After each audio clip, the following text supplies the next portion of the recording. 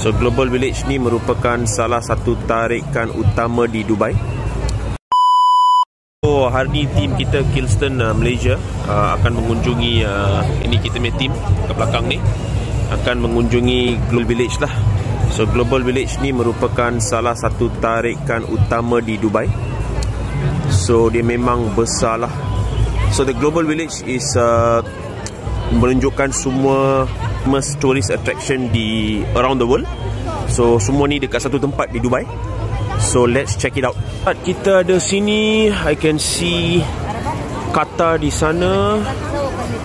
Lepas tu sini pula Kingdom of Saudi Arabia, KSA. So let's explore lah.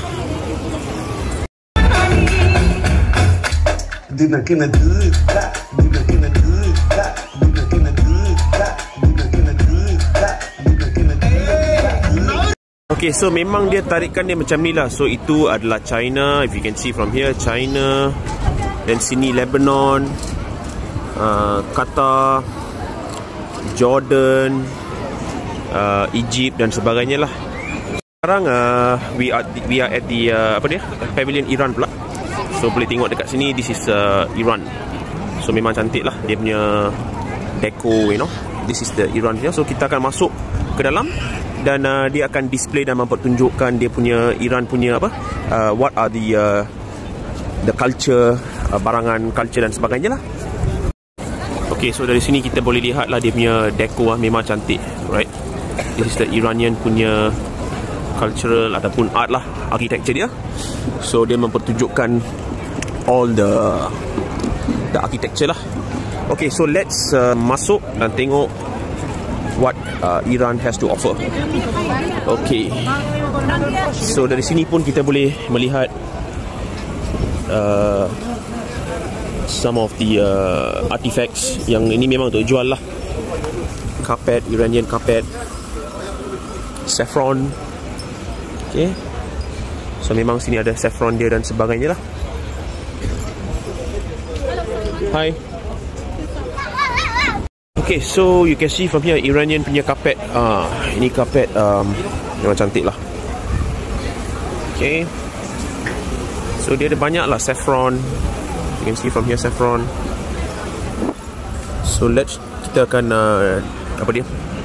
go and explore lah. Kita akan explore lagi Pavilion Iran ada apa.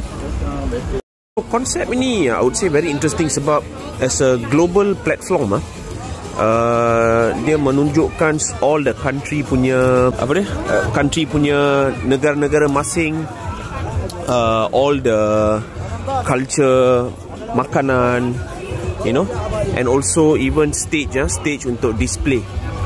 Okay, dia akan main music ataupun any of the cultural dance. Alright, so I would say it's very very interesting what the government of Dubai telah buat di sini lah. So another thing that I think is very important untuk kita is untuk belajar. Semua negara ada dia punya kelebihan and also the background and history kan. So like you see Pavilion Afghanistan juga menunjukkan this ancient maybe teknik lama.